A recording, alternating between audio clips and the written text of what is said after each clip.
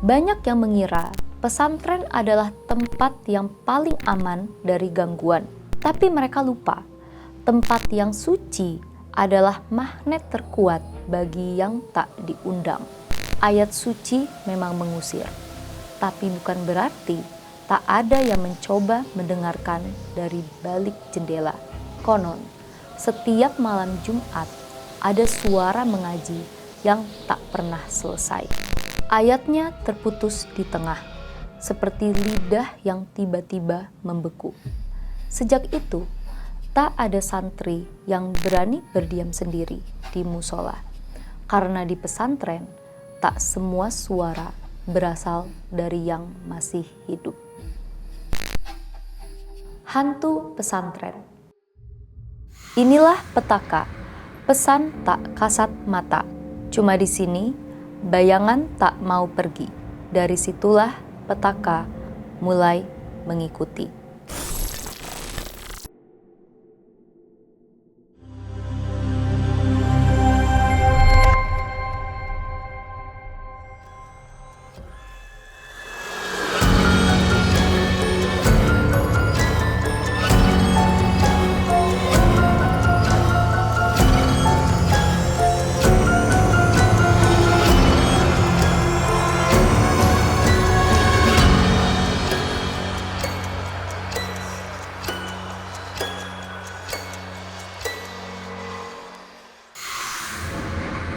Pengalaman buruk pertama.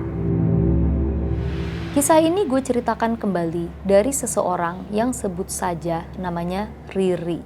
Riri masih ingat betul bagaimana hal yang dialaminya bermula. Waktu kecil, ia sering melihat sepupunya yang mondok di pesantren. Menurutnya, sepupunya itu terlihat keren sekali. Sejak saat itu, Riri punya keinginan kuat untuk ikut mondok juga. Setelah lulus sekolah, ia pun memberanikan diri meminta izin kepada orang tuanya. Keinginannya dikabulkan. Bahkan ia dimasukkan ke pesantren yang sama dengan sepupunya. Dalam bayangannya, pesantren itu akan terlihat modern, dengan bangunan yang rapi dan suasana yang nyaman. Namun, kenyataannya jauh berbeda. Bangunannya masih tradisional, berdinding kayu dan tembok lama yang membuat suasana terasa agak seram. Tapi, Riri mencoba mengabaikan perasaan itu. Baginya, tujuan utama ke pesantren adalah untuk belajar, bukan memikirkan hal-hal mistis. Lagi pula, selama ini ia tidak pernah benar-benar percaya dengan yang namanya hantu. Hingga malam itu tiba, pesantren sedang ramai-ramainya mengadakan kelas meeting. Suasana penuh sorak-sorai karena malam itu ada lomba tilawatil Al-Quran. Semua santri berkumpul di aula utama. Tapi sayangnya, Riri malah mengalami sial. Perutnya tiba-tiba melilit karena salah makan. Malam itu, tepat pukul 9 lewat, ia bergegas menuju toilet. Dengan langkah terburu-buru, ia tak pernah menyangka. Justru dari sanalah semua kejadian menyeramkan itu dimulai. Mereka ada di sini. Penerangan di toilet pesantren yang ditinggali Riri sangat minim cahayanya. Lampu kuning temaram bergoyang pelan seolah akan padam, membuat suasana semakin merinding. Riri melangkah sendirian, buru-buru masuk ke bilik toilet.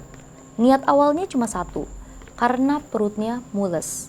Tapi siapa sangka, justru di momen itu ia mengalami hal aneh yang tak pernah terbayangkan sebelumnya. Bak atau tempat air di toilet pesantren tempat Riri mondok terbilang unik. Satu bak panjang dibagi menjadi beberapa bilik, disekat seadanya.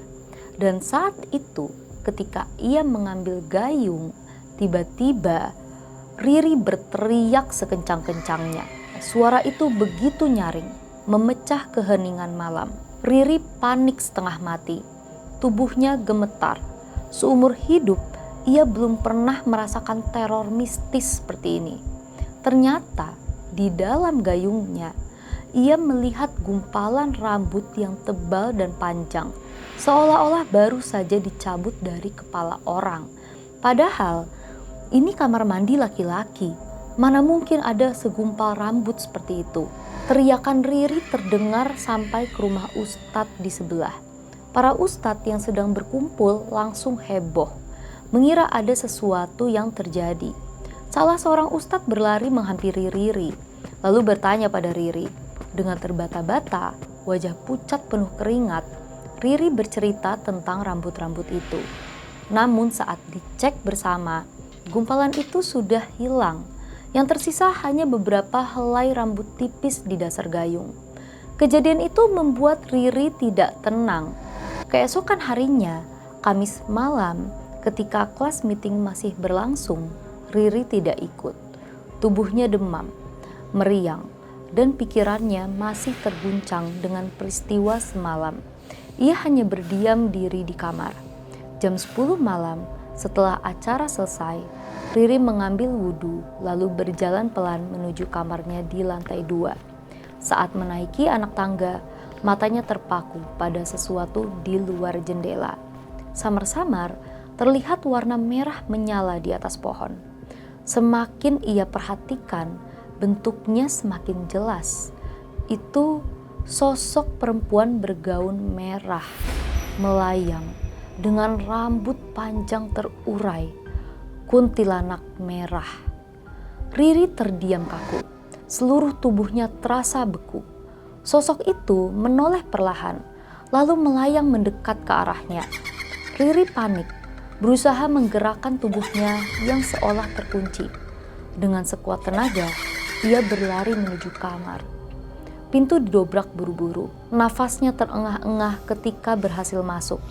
Lalu langsung memberitahu dua temannya. Dan ternyata kedua temannya juga melihat sosok itu. Mereka bertiga ketakutan bersama, buru-buru menutup pintu kamar rapat-rapat. Namun, teror tidak berhenti sampai di situ. Tengah malam, sekitar pukul 2 dini hari, Riri terbangun karena perutnya kembali mulas. Dengan tubuh lemas, ia terpaksa pergi ke toilet lain karena sudah trauma dengan toilet dekat rumah ustadz. Baru saja masuk, tiba-tiba suara keras menghantam atap asbes toilet. Riri mendongak, jantungnya berdebar kencang. Sepertinya suara buah kecapi dilempar dari atas. Entah siapa yang melempar, tapi jelas tak ada orang di luar sana. Belum sempat tenang, dari celah bawah pintu bilik toilet, ia melihat sesuatu menggelinding perlahan, seperti sebuah kepala. Riri terpaku, jantungnya nyaris meloncat keluar. Ia tak tahu apakah itu kepala manusia sungguhan atau makhluk halus yang sedang mempermainkannya. Dengan tangan gemetar, ia buru-buru keluar dari bilik. Tapi di saat bersamaan, dari bilik paling ujung terdengar suara air mengalir deras, seolah ada seseorang yang sedang mandi menyalakan keran. Siapa di sana? Tanya Riri dengan suara serak. Air berhenti. Hening. Tak ada jawaban. Beberapa detik kemudian, air kembali terdengar mengalir. Riri kembali bertanya. Lagi-lagi tidak ada jawaban. Sampai akhirnya, untuk ketiga kalinya, ia mencoba bersuara. Halo, siapa di sana? Hening. Tapi air kembali mengalir. Dan kali ini, dari celah bawah pintu, air meluap keluar deras, menggenang seperti banjir kecil. Riri pucat pasi. Ia sadar betul, ini bukan ulah manusia. Dengan lutut gemetar, ia berlari sekencang mungkin kembali menuju kamar di lantai 2. Napasnya memburu, sementara teror malam itu terus menempel di benaknya, seolah tak mau pergi. Kenapa dia menggangguku? Rasa takut yang dialami Riri benar-benar membekas. Ia yang sebelumnya tidak pernah bersentuhan dengan pengalaman mistis, kini berubah jadi seseorang yang penuh dengan ketakutan setiap malam. Bayangan rambut digayung, suara mandi tengah malam, hingga kepala menggelinding, semua terus terngiang di kepalanya. Besoknya, tubuh Riri kembali sakit.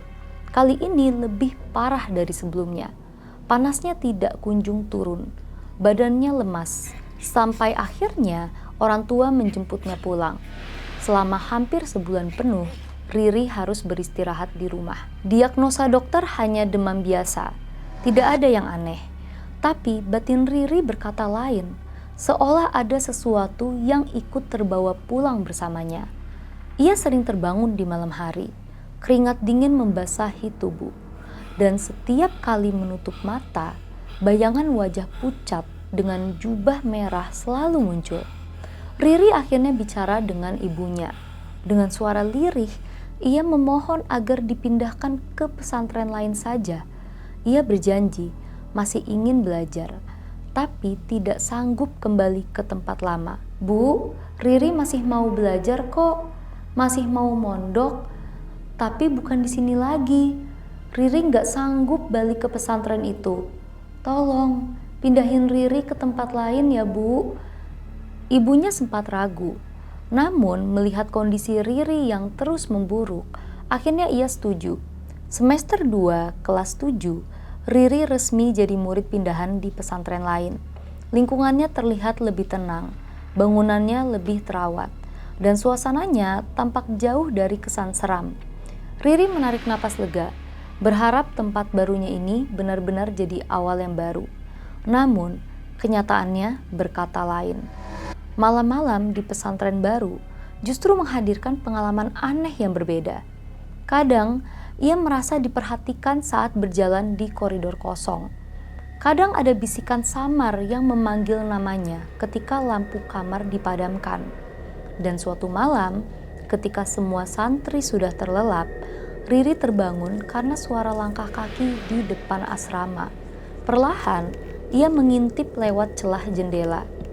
Seorang laki-laki tua berdiri di halaman. Wajahnya tertutup peci putih lusuh, tubuhnya kurus, dan matanya menatap lurus ke arah Riri.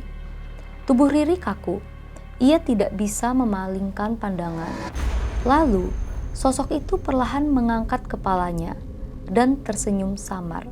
Senyum yang kaku, dingin, seperti tidak wajar.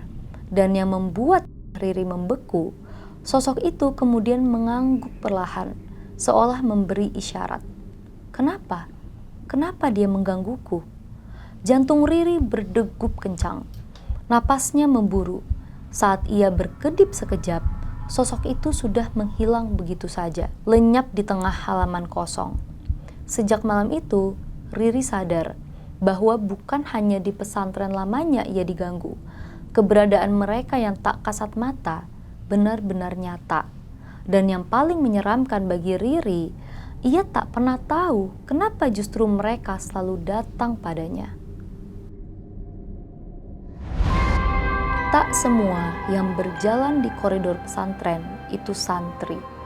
Ada langkah-langkah yang tak pernah berbekas, tapi selalu terdengar di belakangmu.